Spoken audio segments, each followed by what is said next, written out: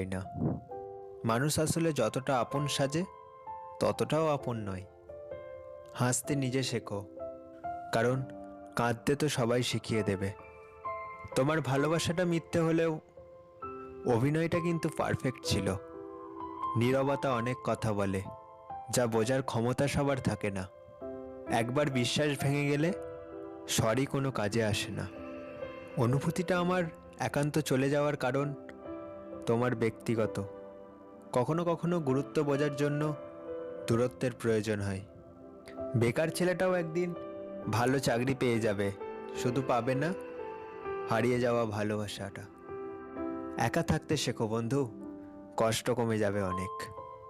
জীবনের একটা গল্প লিখতে বসলাম, দুঃখগুলো লেখা শেষ, কিন্তু যখনই সুখ লিখতে যাব ঠিক তখনই কলমের কালি শেষ। এটাই জীবন।